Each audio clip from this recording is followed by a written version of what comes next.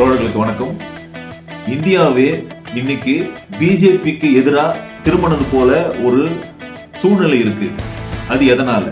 அதாவது தமிழ்நாட்டை தவிர்த்து மற்ற எல்லா மாநிலங்களும் இன்னைக்கு பிஜேபிக்கு எதிராக திரும்பி இருக்கிற மாதிரி ஒரு சூழ்நிலை இருக்கு. அது எதனால? நம்ம தமிழ்நாட்டில் இந்த டிவிகே அமைச்சர்கள், எம்எல்ஏக்கள், அவர்களுடைய தொண்டர்கள் ஒரே அழுகையா இருக்கு. எதனால அழுதுட்டு இருக்காங்க அப்படின்ற விஷயமும் இந்தியா ஃபுல்லாவே போராட்டம் நடந்துருக்குது. ஆனா தமிழ்நாட்டில் மட்டும் போராட்டம் நடத்த இந்த இடத்துல தான் நீங்க போராட்டம் நடத்தணும், அதாவது சாலைகள் போராட்டம் நடத்துறதுக்கான அனுமதி கிடையாது. போராட்டம் குறிப்பிட்ட இடத்துல தான் நீங்க நடத்தணும், அனுமதி பெறப்பட்ட இடத்துல தான் மட்டும் தான் நடத்தணும் அப்படின்னு ஒரு புதிய விளக்கத்தை அமைச்சர் சொல்லிட்டு இருக்காரு. அது எதனால? இன்னைக்கு இந்த நீட் பேப்பர் லீக் அந்த பிரச்சனையை பத்தி, அந்த பிரச்சனையை முன்னிட்டு தான் இந்தியாவே பத்தி எரியுது. இப்படி இருக்கிற இந்த சூழ்நிலையில ஒரு 6 மாசத்துக்கு முன்னாடி யூஜிசின்னா இந்த உயர் கல்வி நிலையங்கள்ல நடக்கிற சாதி ரீதியான அடக்குமுறைகள், அதாவது உயர் சாதி மாணவர்கள் தான் அங்க அதிகமா இருப்பாங்க. அந்த உயர் சாதி மாணவர்களால டோட்டலா அந்த ஓபிசி மாணவர்கள், அதாவது எஸ்சி, எஸ்டி, ஓபிசி இப்படிப்பட்ட மாணவர்களுக்கு சாதி ரீதியான துன்புறுத்தல் இருக்கு, சாதி ரீதியான அடக்குமுறை இருக்கு. இதனால தற்கொலை பண்ணிக்கிறாங்க.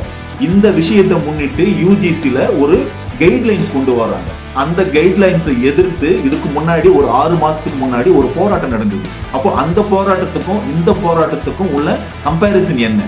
இப்படி பல விஷயங்களை இந்த வீடியோல உங்ககிட்ட எனக்கு தெரிஞ்ச அரசியல் அறிவு பிரகாரமா உங்களுக்கு அதை ஷேர் பண்ணலாம்னு ஆசைப்படுறேன். வாங்க வீடியோக்குள்ள போலாம்.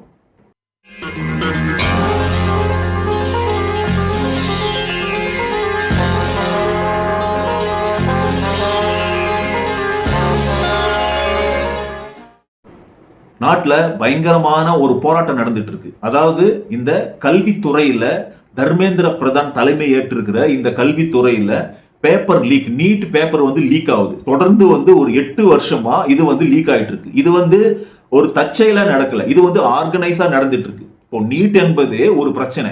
இது அடித்தட்டு, ஏழை, ரொம்ப மார்ஜினலைஸ்டு பீப்புள்ஸ்க்கு அந்த மாணவர்களுக்கு இது ஒரு கஷ்டமான ஒரு விஷயம். அப்படி இருக்கும்போது இதுல இந்த நீட்டே ஒரு பிரச்சனைனா, இந்த நீட் எக்ஸாம்ல ஒரு பிரச்சனை இருக்கு. அந்த பிரச்சனைனால, பேப்பர் லீக்னால மனம் உடைஞ்சு ஒரு 20 மாணவர்கள், நம்ம தமிழ்நாட்டுல 2 மாணவர்கள் நினைக்கிறேன் இந்த பிரச்சனைனால. அப்போ 20 மாணவர்கள் இந்தியா லெவல்ல இறந்திருக்கிறாங்க. அப்போ இந்த இவ்வளவு கஷ்டப்பட்டு ஒரு எக்ஸாமுக்கு ப்ரிப்பேர் ஆகிற இந்த மாணவர்களுடைய வாழ்க்கை கேள்விக்குறியா இருக்கு. இது ஒரு பிசினஸ் ஆயிருக்கு. அப்போ அந்த பிசினஸை பற்றி தமிழ் கேள்வி செந்தில் அவர்கள் மிக அழகா விளக்கி இருக்கிறார். இதுல எந்த அளவுக்கு ஒரு குளறுபடி இருக்கு, ஒரு பிசினஸ் ஓரியன்டா தான் இந்த விஷயம் நடந்துட்டு இருக்கு, நீட் எக்ஸாம்ன்றது ஒரு ஃப்ராட் அப்படின்னு சொல்லி தெளிவா விளக்கி இருக்கிறார். சரி, அது வேற மேட்டர். அதாவது இன்னைக்கு நடக்கிற பிரச்சனையில 20 மாணவர்கள் இறந்திருக்கிறாங்க. இப்போ இதை கண்டிச்சுதான் காக்ரோச் ஜனதா பார்ட்டி, இந்த பார்ட்டி எப்படி ஆரம்பிச்சது, யாரால ஆரம்பிச்சது அப்படின்ற விஷயம் எல்லாம் நீங்க தெரிஞ்சுக்குங்க. அவர் அமெரிக்காவில் ஒரு வேலை செய்யற ஒரு நபர். இப்போ இந்த காக்ரோச் ஜனதா பார்ட்டி தான் இந்த போராட்டத்தை முன்னெடுக்கிறாங்க. இப்போ இந்த பேப்பர் லீக்னால இந்த மாதிரியான ஒரு மரணம் நடந்திருக்கு. அதுக்கு பொறுப்பு எடுத்து, அக்கௌண்டபிலிட்டி எடுத்து இந்த கல்வி அமைச்சர் தர்மேந்திர பிரதான் ரிசைன் பண்ணும் அப்படின்ற கோரிக்கையோட ஸ்டார்ட் பண்ற இந்த போராட்டம் இன்னைக்கு இந்தியா ஃபுல்லாவே நடைபெற்று. அப்போ இந்த போராட்டத்துல இந்த போலீஸ்காரர்கள் மாணவர்கள் கிட்ட எப்படி நடந்துக்கிறாங்க, அதாவது ஒரு பெண்கள், அந்த பெண்களை பிரைவேட் பார்க்ல ஒரு லட்டி வச்சு தாக்குறது, கையை வச்சு அந்த மாதிரியான மோசமான வேலையை செய்யறது, ரொம்ப கொடூரமா இளைஞர்களை கொடூரமா தாக்குறது, இந்த மாதிரியான ஒரு விஷயம் தொடர்ந்து நடந்துகிட்டே இருக்கு. இந்த 4 நாளா இந்த விஷயம் தான் நடக்குது. அப்போ இந்த போலீஸுடைய இந்த ப்ரூட்டாலிட்டி ரொம்ப அதிகரிச்சிச்சு. எங்க பாரு இந்த மாதிரியான மண்டை உடைக்கப்பட்டோம், இந்த கொம்புல முனையில ஒரு ஆணியை குத்தி வச்சு அந்த சீன்லாம் இருக்கு. அப்போ ஏற்கனவே இது ஒரு கலவரமா மாறும். அந்த கலவரத்தை மாணவர்கள் மேல போடுறதுக்காக லாரில எல்லாம் கல்லு இறக்கப்பட்டிருக்கு. அப்போ அங்க வாகனம் கொளுத்தணும், அதாவது ஒரு கலவரம் நடந்தா எந்த மாதிரியான ஒரு அட்மாஸ்பியர் இருக்குமோ அதுக்கு முன்னாடியே அவங்க ரெடி பண்ணி வச்சிருக்காங்க. அப்போ இதெல்லாம் விசாரணைக்கு உட்படுத்தணும். அப்போ ஒரு அரை வழியில ஒரு மாணவர்கள் பேப்பர் லீக் ஆகுது. அந்த பேப்பர் ஏன் லீக் ஆச்சு, 20 மாணவர்கள் இறந்து போயிருக்கிறாங்க, இதுக்கு நீங்க அக்கௌண்டபிலிட்டி எடுக்கணும், பொறுப்பேற்கணும் அப்படின்னு அரை வழியில போராடுற மாணவர்களை என்ன பண்றாங்கன்னா இந்த மாதிரியெல்லாம் மோசமான விஷயத்துல, அதாவது பாலியல் ரீதியா ரொம்ப ப்ரூட்டாலிட்டியா இந்த மாதிரியான மாணவர்களை தாக்கின அந்த விஷயம் வந்து இந்தியா ஃபுல்லா பரவுது. இப்போ எல்லா மாநிலத்திலும் வந்து இந்த பிஜேபிக்கு எதிரான இந்த மனநிலையை வந்து உருவாக்கிட்டாங்க, இவங்களா உருவாக்கிட்டாங்க. அந்த பிரச்சனையை சுமூகமா பேசி இந்த பிரச்சனை ஏன் தர்மேந்திர பிரதான வந்து ஏன் பதவி நீக்கம் பண்ணக்கூடாது? அவ்வளவு பெரிய பெரிய லீடரா என்ன அவரு? அவ்வளவு பெரிய மக்கள் செல்வாக்கு இருக்கான்னு அவருக்கு. அப்போ சிம்பிளா வந்து சுமூகமா பேசி இந்த பிரச்சனைக்கு வந்து இவ்வளவு வந்து டெப்த் இருக்கு, இந்த பிரச்சனையில 20 மாணவர்கள் வந்து பாதிக்கப்பட்டிருக்கிறாரு அப்படின்னு ஒரு சிம்பிளா முடிக்க வேண்டிய விஷயத்த இன்னைக்கு நாடே வந்து பத்திக்கின்னு எரியுது. மாணவர்கள் வந்து மிக கொடுமையா தாக்கப்பட்டு இருக்காங்க. இது வந்து இந்தியாவில் ஒரு கரும்புள்ளியான ஒரு விஷயம். மாணவர்கள் எழுச்சி வந்து இந்த அளவுக்கு வந்து நான் பார்த்ததே கிடையாது. அப்போ இவங்களுடைய கோரிக்கை வந்து ஃபர்ஸ்ட் வந்து தர்மேந்திர பிரதான் வந்து ரிசைன் பண்ணணும் அப்படின்ற ஒரு விஷயம் தான். அதுக்கப்புறம் பாதிக்கப்பட்ட மாணவர்களுக்கு வந்து நிவாரணம் கொடுக்கணும் அப்படின்னு பேசிட்டு இருந்தாங்க. ஆனா இப்போ வந்து மோடியை ரிசைன் பண்ணும் அப்படின்ற அளவுக்கு வந்து போயிடுச்சு. அப்போ இன்னைக்கு நடக்கிற அந்த விஷயங்கள், அந்த சமூக வலைதளத்துல பாக்குற அந்த காட்சிகள் வந்து ரொம்ப மோசமா இருக்கு. மாணவர்கள் வந்து எப்படி தாக்கப்படுறாங்க? இப்போ கொஞ்சமாவது ஒரு அக்கௌண்டபிலிட்டி கிடையாதா இந்த நாட்டுல? அப்போ இந்த விஷயம் வந்து ஒரு ஆறுதல் என்னன்னு சொன்னா, இன்னைக்கு இந்த பிஜேபியினுடைய உண்மை முகத்தை வந்து தெரிஞ்சுக்கின்னு பல மாணவர்கள் வந்து வீதிக்கு இறங்கிறது வந்து இந்த அரசியல் புரிதல் வந்து ரொம்ப சந்தோஷத்தை தருது. இது வந்து பிஜேபிக்கு ஒரு பெரிய அடியா கட்டாயம் இது வந்து அமையும். அடுத்து நம்ம தமிழ்நாட்டுக்கு வந்தா இங்க வந்து அமைச்சர்கள் முதற்கொண்டு, எம்எல்ஏக்கள் முதற்கொண்டு, ரசிகர்கள் முதற்கொண்டு அழுதுனுக்குறானுங்க. எதுக்குடா அழுறீங்கன்னு கேட்டா, அவருடைய ஹீரோ, ஆஸ்தான ஹீரோ வந்து இது கடைசி படமா. அடா பாருங்களா, டேய் அவர் இப்பவும் நடிச்சு தாண்டா இருக்கிறாரு. நீங்க லைவ்ல பார்க்கலாம். நீங்க சினிமாவில் பல பேருடைய உழைப்பு, அதாவது ஒரு டைரக்டர், அதுல கோரியோகிராஃபர், அதுக்கப்புறமா நிறைய டெக்னீஷியன்ஸுக்கெல்லாம் வேலை பார்த்து இந்த மாதிரியான ஒரு பர்ஃபார்மன்ஸை கொடுக்குறாரு.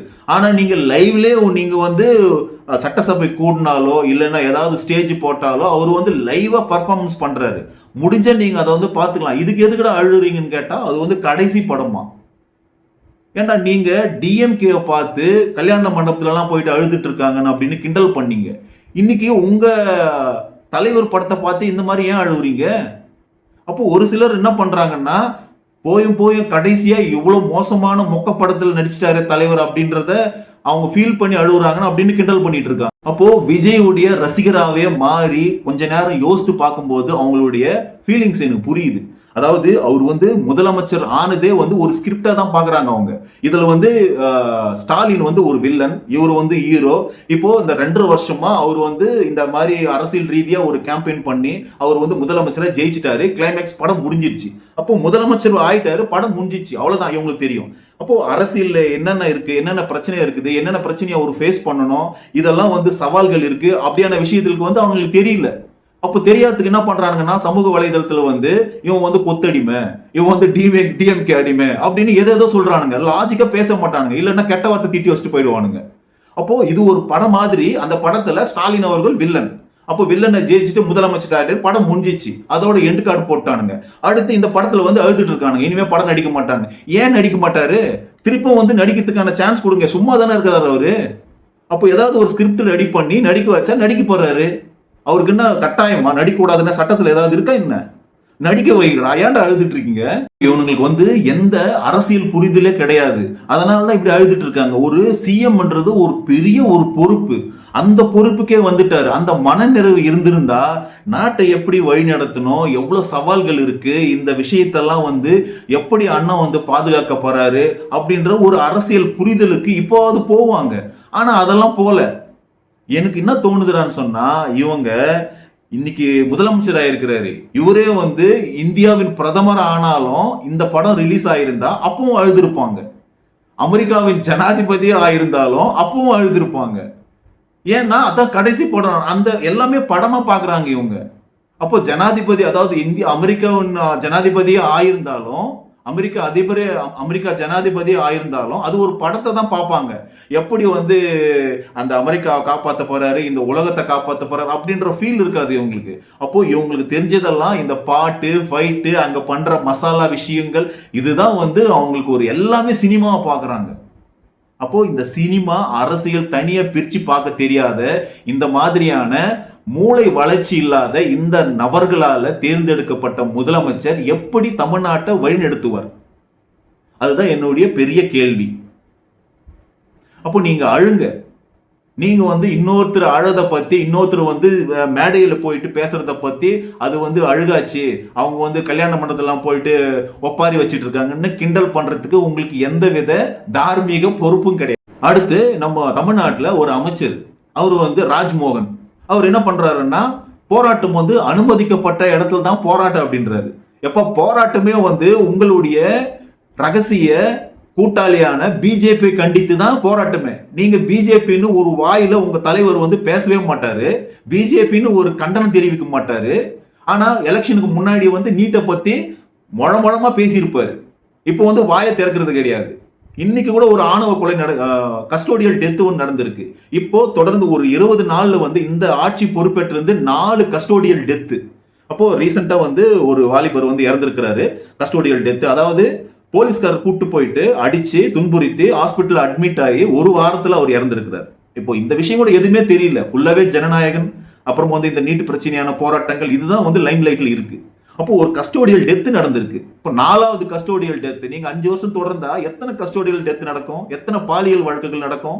எத்தனை பாலியல் வன்புணர்வுகள் நடக்கும்? யோசித்து பாருங்க. அப்போ இவனுங்க என்ன பண்றானுங்கன்னா, மண் சோறு போய் சாப்பிட்டுட்டு இருக்கானுங்க, முட்டில நடந்துட்டு இருக்கானுங்க. என்னடா நடக்குது? அதாவது ஜெயலலிதா இருந்தாங்க.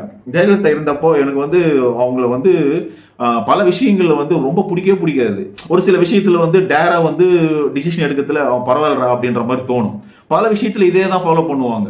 அதாவது அவங்க இறந்துட்டாங்க, ஓகே, அவங்களுடைய வெற்றிடம் இருக்கு அப்படின்னு பேசிட்டு இருந்தாங்க. அதனால ரஜினி அரசியல் வர்றதுக்கு இருந்தாரு, யாரோ சில பேர் எல்லாம் ட்ரை பண்ணாங்க, ஆனாலும் முடியல. அப்போ அந்த வெற்றிடம்னு சொன்னா அந்த திராவிட ஐடியாலஜி, அந்த வெற்றிடம், அந்த கெத்தோட நிப்பாங்கன்னு பார்த்தா வெத்த நின்று இருக்கிறாங்க. இந்த வெற்றிடத்தை விஜய் ஃபில் பண்ணிட்டாரு. அப்படியே அவங்க பண்ற அந்த முட்டாள்தனங்கள் எல்லாம், அந்த மண் சோறு சாப்பிடுறது, அழகு குத்துறது, இந்த மாதிரி வேலைகள்லாம் நிறைய இருக்கும். அப்போ அதை இவங்க அப்படியே ஃபாலோ பண்ணிட்டு இருக்காங்க. அப்போ நல்ல விஷயமா ஃபாலோ பண்ணி அந்த வெற்றிடத்தை நிரப்புவாங்கன்னு பார்த்தா இவ்வளவு மோசமா, என்ன சொல்றது, நாடே பத்திட்டு இருக்கிறப்போ ஒருத்தர் ரோம் மன்னன் பிட்டல் வாசித்த மாதிரி இன்னைக்கு அந்த ஜனநாயகன் படம் 2வது முறையை ரிலீஸ் ஆனதை பார்த்து அழுதுட்டு இருக்கானுங்க இங்க. அப்போ ஒரு அமைச்சர் அதுதான் மெயின் பாயிண்டை விட்டுட்டேன். அமைச்சர் குறிப்பிட்ட இடங்கள்ல அனுமதிக்கப்பட்ட இடத்துல தான் போறான்ன்றாரு ராஜ்மோகன். அப்போ இங்க ஜல்லிக்கட்டு போராட்டம், ஜல்லிக்கட்டு சாதாரண ஒரு மாடு பிடிக்கிறது, அதுக்கே தமிழ்நாடு எங்கெல்லாம் போறாங்க தெரியுமா? நடு தெருவில் உட்காந்துட்டாங்க. இப்போ தெருவில் போறதுக்கே வழி இல்லை. நான்லாம் சென்னையில் இருந்தேன். அப்போ போறதுக்கே வழி இல்லை. இப்போ எங்கெங்கெல்லாம் மக்கள் திரள்றாங்களோ அங்கங்கெல்லாம் உட்காந்து போராடிட்டு இருந்தாங்க. அதெல்லாம் அனுமதி பெற்று வந்தாங்களா? ஏதாவது கொஞ்சமாவது மூளையில் ஏதாவது இருக்கா? அப்போ இத்தனை உயிர்கள் போயிருக்கு தமிழ்நாட்டில். தமிழ்நாட்டுடைய இதுவே வேற. அவங்க நீட்டு வேணான்றது இப்போ இன்னும் ரைஸ் ஆகணும். அப்போ இதுதான் ஒரு ஆப்பர்ச்சுனிட்டி. ஒருத்தன் காக்ரோச் ஜனதா பார்ட்டின்னு ஒருத்தன் போலீஸ் காலில் விழுறாரு. அந்த ஃபவுண்டர் அபிஜித் சிங், ஏதோ அபிஜித் அவருடைய ஃபவுண்டர் ரொம்ப யங்கு. அதாவது அந்த போலீஸ்காரர் அடிக்க வர்றாங்க. அவருடைய ஃபவுண்டர் பல கோடி இப்போ மக்களுக்கு தெரிஞ்ச ஒரு பெரிய ஆளாயிட்டாரு. அவர் போலீஸ் காலில் விழுறாரு, எங்க மாணவர்கள் அடிக்காதீங்க அப்படின்னு. அப்போ எந்த அளவுக்கு இந்த டைமை யூஸ் பண்ணி இதே இடத்துல டிஎம்கே இருந்திருந்தா இந்த விஷயத்தை அழகா பயன்படுத்தி இருப்பாங்க. நீட்டுக்கு எதிராக இதை இந்த நேரத்தில் நீட்டை எதிர்க்கும், நீட்டை ஈஸியா வாபஸ் பண்ணலாங்க, முடியுங்க. மக்கள் திரண்டா ஏன் முடியாது? அப்போ டிஎம்கே ஆட்சியில ஏன் பண்ண முடியலன்னு சொன்னா மோடியுடைய கவர்மெண்ட் நீட்டுக்கு ஆதரவா இருக்கு. அப்போ காங்கிரஸ் கவர்மெண்ட் மாறும். அதன் பிரகாரம் நம்ம என்ன பண்றாங்கன்னா இவங்க வாக்குறுதி தராங்க. ஆனா ராகுல் காந்தி என்ன பண்றாரு? அவர் தான் செவுறு இது குதிக்கிறாரு. எலெக்ஷன் முடிஞ்ச உடனே விஜய்க்கு மாறினார். இப்படி இருந்தா அவர் எப்படி பிரதமர் ஆவாரு? நம்பினாங்க பிரதமர் ராகுல் காந்தி மாறினா நம்ம நீட்டு நம்ம தமிழ்நாட்டுக்காவது எக்ஸம்ஷன் வாங்கிக்கலாம் அப்படின்னு நம்பினாங்க.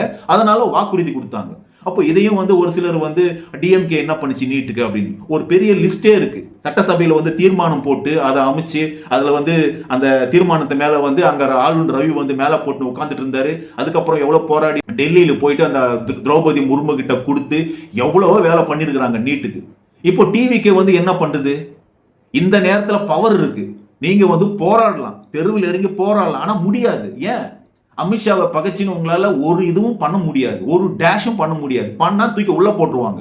40 பேரை அந்த கரூர்ல நடந்த சம்பவம் ஃபுல்லா சிசிடி ஃபுட்டேஜோட சிபிஐ கையில் இருக்கு. சிபிஐ யார் கையில் இருக்கு? அமித்ஷா கிட்ட, ஜெண்டா கிட்ட இருக்கு. ஜெண்டா என்ன பண்ணுவாரு? தூக்கி உள்ள உட்கார வச்சிருவாரு.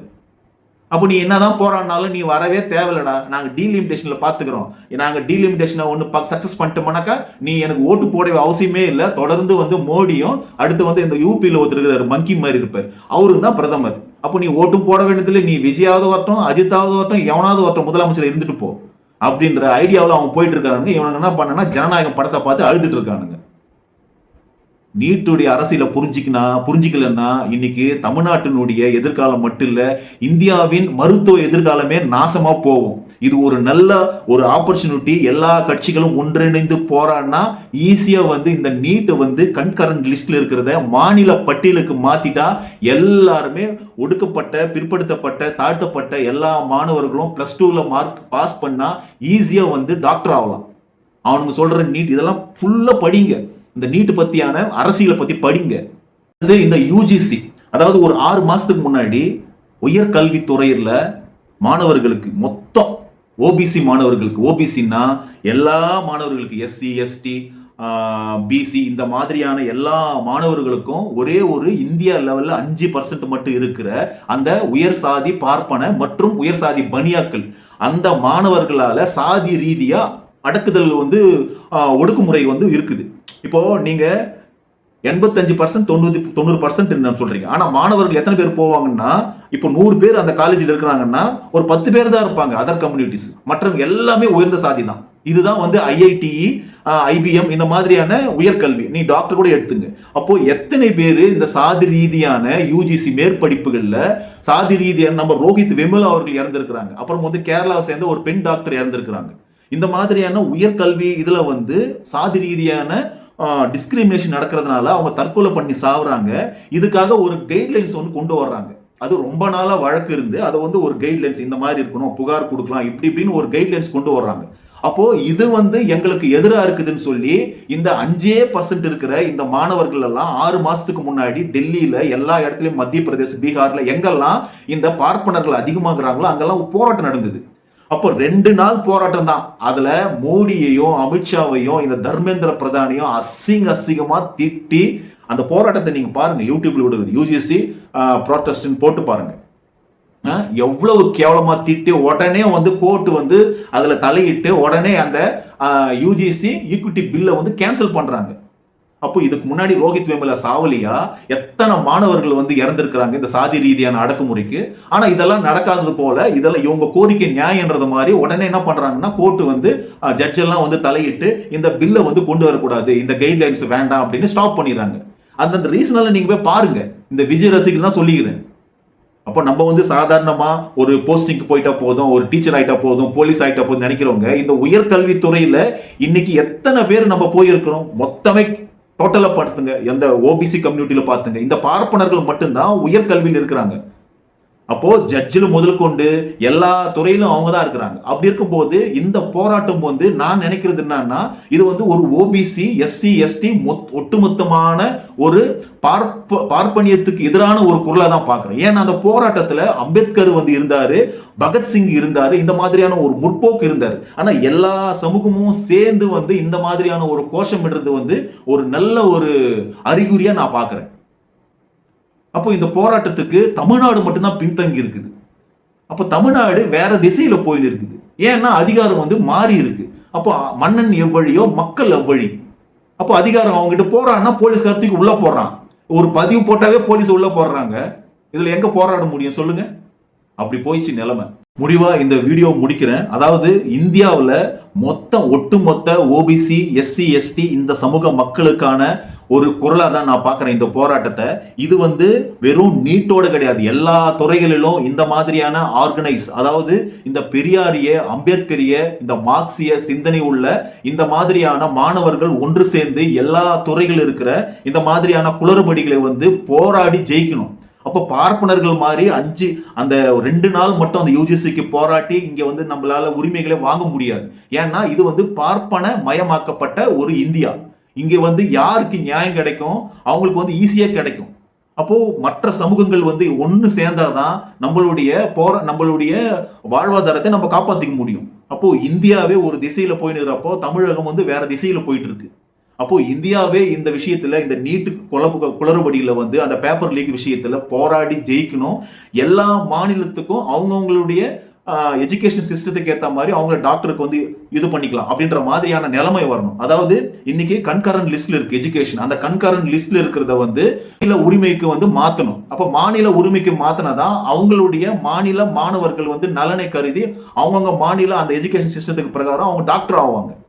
அப்போ இந்த என்ட்ரன்ஸ் எக்ஸாமை பத்தியான ஒரு புரிதல் வந்து மக்களுக்கு இப்போ வந்திருக்கு.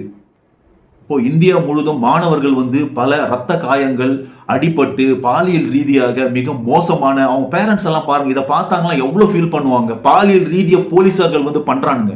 இவ்வளவு கேமராக்கள், இவ்வளவு எல்லா டெக்னாலஜியும் இருக்கிறப்போ நமக்கு வந்து பதிவாகுமே அப்படின்ற விஷயம் கூட தெரியாம இவ்வளவு மோசமா நடந்துக்கிறானுங்க இந்த போலீஸ் அதிகாரிகள்.